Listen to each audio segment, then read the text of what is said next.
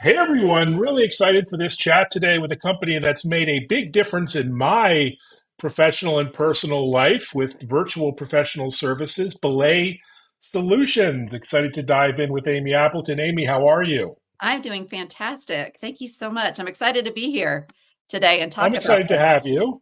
And yeah, I'm a big fan, obviously, a client, even better. So we're going to jump into the world of work, the future of work, and more. Maybe you could introduce yourself and Belay to the folks watching. Absolutely. So, pleasure to be here. My name is Amy Appleton. I'm the Vice President of Marketing. I have been at Belay for an illustrious 10 years. It's basically Wow. kind of a startup feel. Literally came in and have built a phenomenal marketing team as we go and find people just like you, Evan, who just need some flexible help in order to grow their business. And yeah, I'm just very excited to be here. Belay founded 2010. It was a husband wife team. They literally, I mean, think about it. In 2010, literally to have remote assistance, they were disrupting a very large part of the staffing industry. Everybody was in house. To have someone in a different office than you, we spent a lot of time in 2010 to 13. I'm really explaining how someone does work when they don't sit next to you in an Mm. office. And really, their goal was to provide a service that allowed people to have flexible fractional help. We actually started, honestly, with accounting services, which is kind of funny, moved into Mm. the world of executive assistants, which then turned into what is now called virtual assistants, and have really just been growing and now kind of are the largest US based firm providing the service for virtual assistants, accounting services, and social media managers. Yeah, such a great story. I love the founding story with your husband-wife team. Well, I have a Mhm. husband-wife team. She's not here today, but yeah, she's an active participant in all of this as well. And when people say staffing, it sounds so impersonal, and but you have a really unique approach to matching businesses with the right virtual assistant or social media manager, accountant, Mhm. and it was really intriguing. Walk us through the process that you guys have perfected. Yeah, absolutely. We know at the end of the day that what people need done in terms of their tasks, that is very, very important. But Mm, at the end of the day, what you really are doing is bringing on a person into your team. And a mm, lot of our we're dealing with busy leaders. I mean, we're actually very industry agnostic. That's a blessing and a curse, obviously, because really who we're serving are busy leaders. So that leader could be a small business owner, it could be an executive in a larger organization. But we know that the tasks that need to be done are very important, but you are actually bringing someone in to be a team member. And so part of what we have really perfected and really sets us apart is our matching process, because we know that it's actually the soft skills. We know that it's the personality that needs to be a match as much as the skill set needs to be a match. And so what we do is we have over these, since 2010 perfected a matching process where we are diving into uh, work style, work communication, company culture, and really going through our very extensive. We hold a bench all the time of people. Ready to step into that virtual assistant or that accounting services. We have approximately a little over 3,000 people on our wow. active bench. So we have so much talent to choose from, but really going through and understanding Evan, like you, and what it is that you need us to do. And then just, I don't know, what's your personality style? What's your communication style? Do you need this person to be a driver, or are you the driver and you Mm, need them to just be able to execute on things? In an ideal world, an assistant basically becomes a duplication of yourself. I don't know if you've ever said, "Hey, I wish there were two of me," because that's what I really need. And that's ultimately what we're looking for is some sort of a duplication of the leader in order to just be able to take things off of their plate so that they can go and do the things that they're best at or bring in the most benefit for the organization. And you can leave some of the other things to the assistant that are critical, but doesn't have to be the leader who's doing it. Wow, such a great sentiment. And, I discovered after 20 plus years in corporate America that I really didn't like managing people or hiring or, those sorts of things. So it was really helpful to have you identify and select the right person. But how do you think about quality of the individual and reliability of your professionals? You have a pretty intensive screening process, I understand. We do. And Evan, you brought up a great like point that I don't want to miss, and that is Mhm. that we pick the assistant or the accountant for our clients. Um, and we love that because as you Mm. most people know, if you try to go and actually hire someone, on your own, you spend a lot of in fact, I'm in a hiring process right now for some people for our marketing team. And even me, like it takes a long time to look at the resumes and I have a whole team behind me that does it and I just get the best of the best. But it does. It takes a long time. Sometimes we say we know what a person needs more than they do. They'll hire the same type of person over and over and over again from an assistant perspective and it's not working and they don't understand why. Mm. Like, hi, it's because you're actually hiring the wrong person. It's like you think you know what you need, but when we look at you're telling us, we're like, oh, actually, I think it might be something different. So we do pick our assistants and our accountants for our clients. So it's full service. But yeah, so we have over, I said we have a bench of like 3,000 people, but we have over 10,000 people every month that apply to be part Wow. of that bench. Sounds like And Harvard or something. I know exactly. I think we did joke at one time that it's harder to be a belay assistant or accounting services rep than it is to get into Harvard, just because of the acceptance rate out of those, 10,000, we might bring in 150 to 200 depending on the Whoa. quality in any given month. So we have an incredible talent acquisitions team and their only job is to go and find the very best talent out there. We do skills assessments.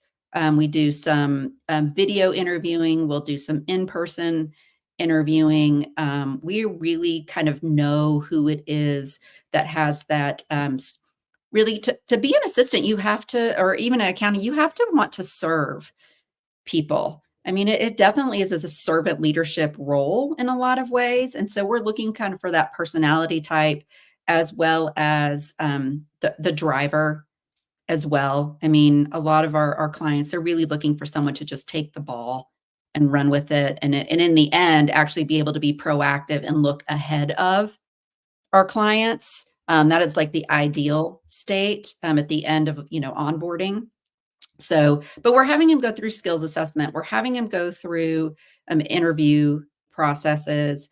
For our accounting services, we do run background checks on them. They're dealing with people's money. We need to we need to know from a security standpoint. And then our accounting services, they're also going through skills assessment. A lot of people from the accounting services standpoint, they're showing up, they have been doing their accounting and their books, but the chart of accounts is a mess. I mean, they're just Mm. getting by. And so we are looking for that experience as well, industry specific experience in both our assistants and our accounting services. We have a lot of people who would love to have someone that has been in their industry before. So that's definitely something that we're looking at as well, knowing kind of who's our customer base, where are industries that we have a lot of people in, and then we can also actively look for experience in those industries. Never a guarantee because some things are transferable, but definitely if we can do it, that's something that we're looking for as well in our talent.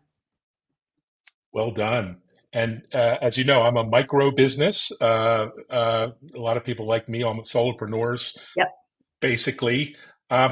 But what sort of business sizes do you work with? Obviously, people like myself, but it sounds like you work with large enterprises as well. We do, because I do like to say that what we work with is leaders and business owners. And so to your point, we have a big population of, I would say, people that are 1 to 5 and, in Mm, terms of head count. And, but then our next probably biggest segment is probably in that, 10 to 50, would be our next biggest one. And the reason I say that is because they're usually scaling fairly mm, quickly, and they don't have all the infrastructure and the operations built out yet, and that's really where we come in as a sweet spot because we're fractional. And I think that's the biggest key is and really what sets us apart from just going and hiring someone on your own is that a lot of the people that are coming to us, they actually don't need 40 hours of right. work. But you want the quality of the person that you would hire for 40 hours Mm, a week, but you don't need 40 hours a week. And that is can be a very hard person to find. And so that's really where our niche and where we fit in very nicely is that fractional. Now we have people in very large enterprise level organizations. We might be one part of their a larger staff unit that they're using. And same thing, they don't need to hire another full-time person.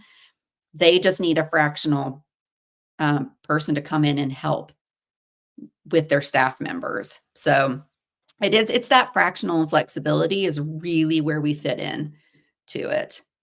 yeah, that really helped with the bottom line as well, knowing I can scale Exactly. up sort of on demand. And tell us about how you got into social media. Not an obvious adjacency to VAs and accounting, but for me, that was a huge bonus. I'm bringing on someone to help me as well. What was the big idea behind that?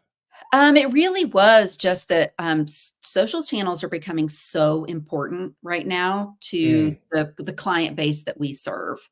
It's one part of an overall usually marketing strategy, but it can also be a strategy in and of itself, between just the growth of, LinkedIn, YouTube, good old Meta, for your Facebook and your Instagram, but TikTok. I mean, there's so many. It's expanding so quickly, and it really is now becoming, as even just mhm. YouTube, it's it's becoming a media channel essentially. And we just knew that our clients had a definite need for that, or they would get started on their own, and then it's a lot of work to do it consistently. And so that's really when we started to bring in that social media piece, very specifically, because we saw that as a need for our clients, our assistants, and we're actually really talking about how do we actually weave in more marketing adjacencies into what we do because again solopreneurs, small business owners, anything that we can do to help bring in brand recognition, revenue, things like that. I mean, it just becomes very, very important. But that's how we got into the social media. People started asking for it. It started becoming more and more critical to people's businesses, their organizations, and their growth. And we said, hey, again, we have all these people. We know how to find people. We know how to find great talent. And so we went into the social media arena as well.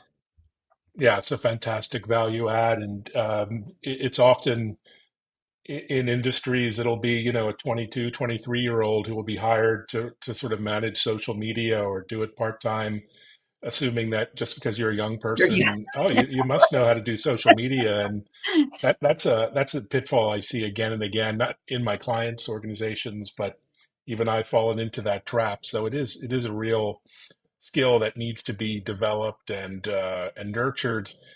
Speaking of skills, I mean, how do you think about training and qualifications and upskilling and learning and all of these things? Yeah. So as we're looking for people, we're actually looking for people that have the experience already. So that is actually part Mm, of our vetting process. They are 1099 contractors for us. We are the service provider as Belay. We have a fantastic account management.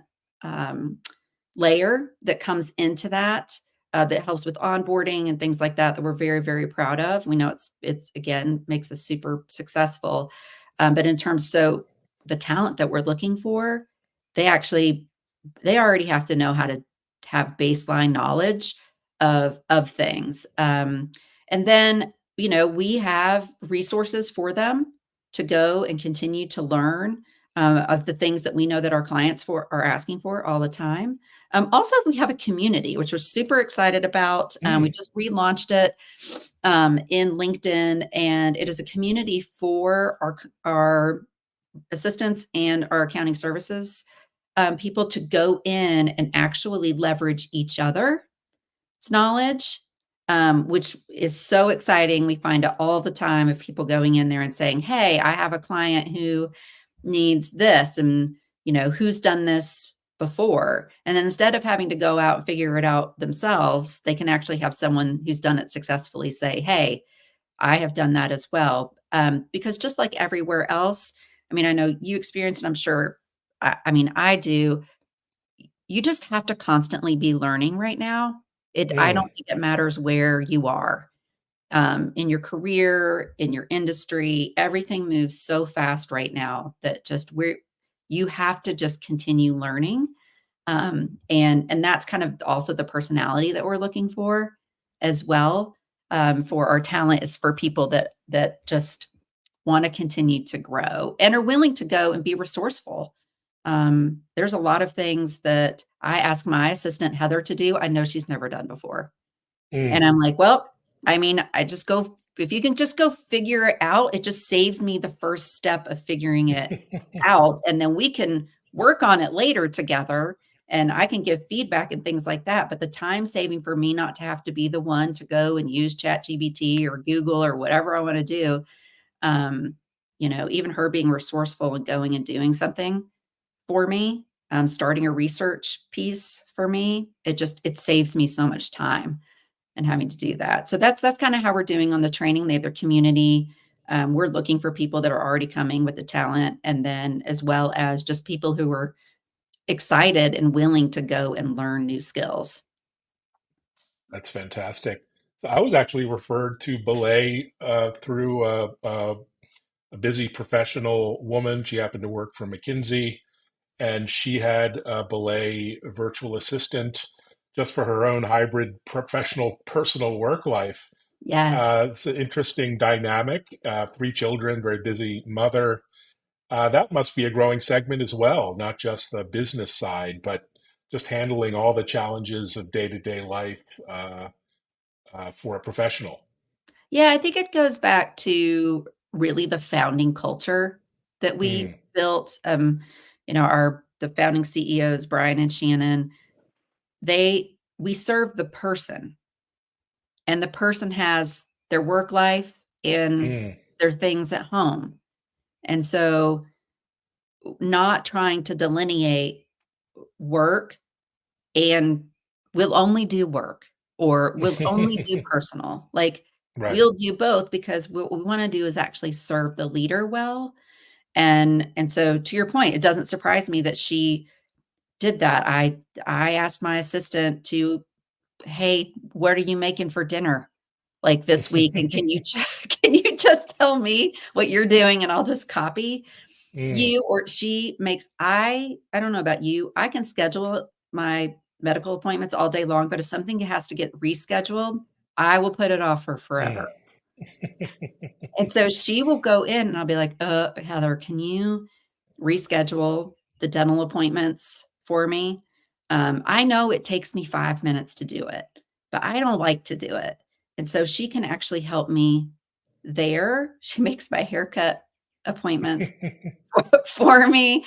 I mean, it really is, again, going back to serving the leader. We actually had a client, it's fun, she actually ended up, paying our fee to actually just buy out her assistant. She's an Right. author, keynote speaker, lives in Manhattan, 2 kids, super busy. She literally is like, "I didn't have to have a nanny because I had Wow. my assistant." because my kids were old enough where I just needed someone to help me organize. And she lived in a different state. It wasn't like she was in Mm. Manhattan and able to pick them up and take them places.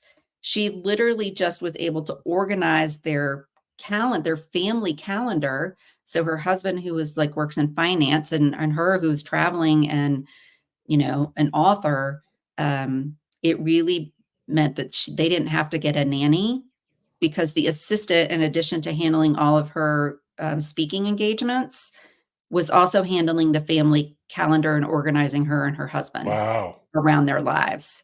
And so we What a do see that a lot. fantastic story. It is. I mean, it is. Those are the ones that make everything that we do really, really worth it. Fantastic. So let's talk about the big picture, staffing and recruiting. It's always struck me 30 years working in tech and in for companies of all sizes. Seems like staffing, recruiting, outsourcing has always been kind of broken and frustrating.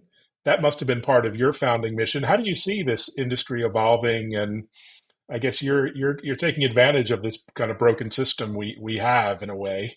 But what do you see the future of work being in that regard? First, I'm curious on how you see it broken. You sparked my curiosity there. Tell me a Well, little I bit think more. there's always it always seems like a Wild West when matching people to skills and screening and interviewing and hiring.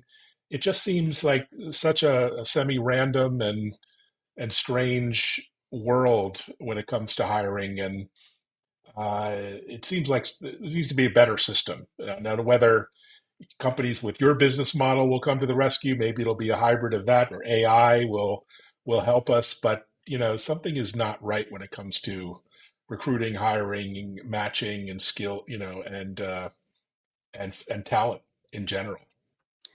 Yeah, I mean, I do agree. It's funny, some of the first jobs that I ever got, like, in transition out of college were through a staffing agency, and Mm, I think back now, on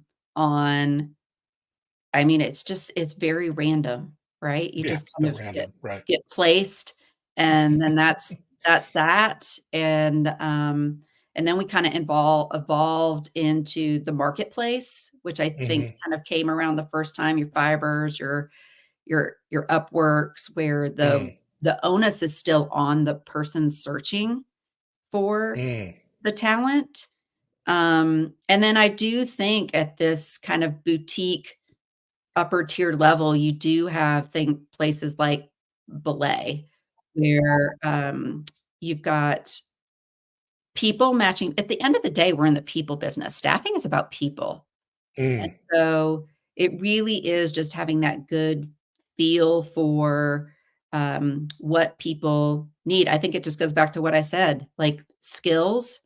Yes, I can look at a resume all day long, and 5 people can have the exact same skill set, but not all 5 people are a match for what we need, and it's just literally based on communication style, work style, um, personality fit, culture fit, all of that, and I do think that that is where it's actually that's where it's going.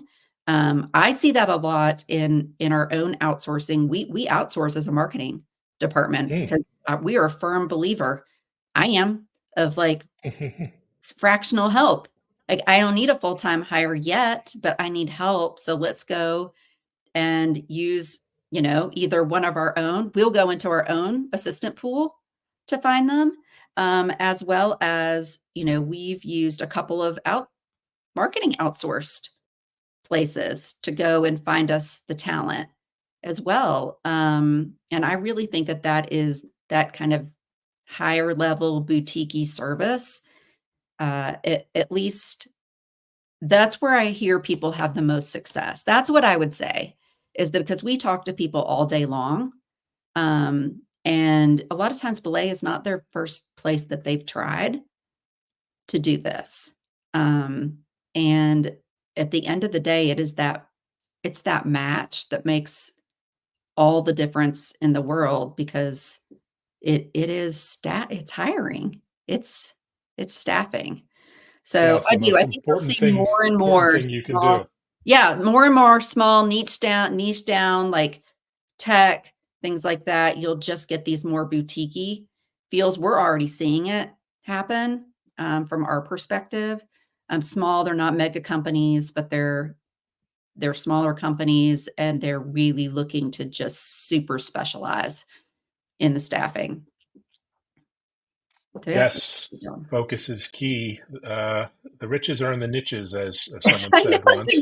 I say that a lot, Evan, to my team. Brilliant.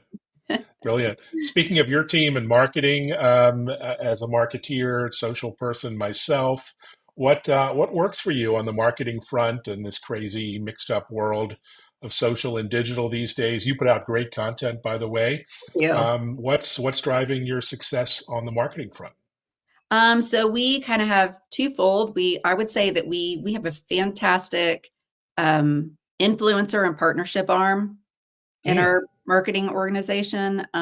We have been very fortunate. That's actually how I think Belay actually skyrocketed out at first. Is we were very fortunate. I didn't know who he was when I first started, but there was a blogger and a former author named Michael Hyatt who had started a mm, platform for small business leaders, and he loved what we were doing, and so he started talking about us mm. organically. And we have set out to replicate that from a marketing perspective over and over again. I know that's huge. If you start looking at any marketing things for 2024, it is the rise of the business influencer. And I don't mean swipe up.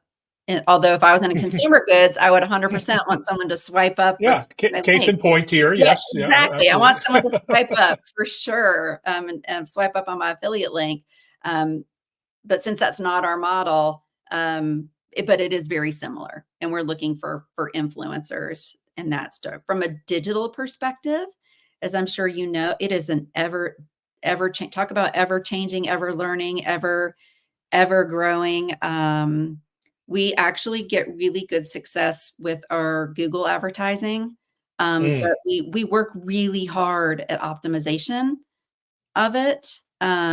We have a great vendor that we work with, but we also are looking way down in the weeds on, not to bore anyone on the marketing part, but like individual keywords, campaigns, like all of that. We really go deep into our data, and I would say that has been a big shift for us over the last probably 3 years, is how deep into the data that we're going. And so we're maximizing with part gut and really trying to understand our clients, and then part data.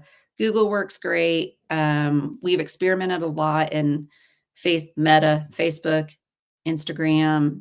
We've shifted strategy there this year, and really just starting to doubling down into LinkedIn as well. It's always kind of been something that we've done, but this year we're definitely doubling down in that. And I just, thank you for the compliment on our content. We work really hard at it. I do think there's huge opportunity there, especially as, gosh, I was just reading an article about search and Google going down due to AI, people mm. using AI, ChatGPT, and things like that to do research for them. And so that's definitely a conversation that we're going to start on the marketing team of like, what does that look like? How fast is that coming? What is it that we could create that is not reliant on third party in order to continue to find people who need our help? So yeah, how about that is what is going on in the world of marketing and social media, paid and organic. I mean, organic is um, we've actually seen amazing organic growth in LinkedIn this year. Yeah, likewise. And this is, streaming on LinkedIn and Twitter and YouTube, Facebook, Instagram, as we speak. So, Yeah. content is king, Yep. distribution, King Kong. But Distribution. I love this conversation. I could go on and on, but sadly, I only booked you for half an hour. But thanks so much, Amy, Yeah, for thank you, Evan. the great insights and the service you provide to me. And everyone, reach out to Belay. It's not as expensive as you might imagine, but you get what you pay for, I think. So good luck That's with true. that, and good luck to us all when it comes to scaling our businesses. Thanks, Amy. Thanks so Yeah, much for thank you, joining Evan. me. Really appreciate it. It was great to be here. Likewise. Take care, everyone. Thanks.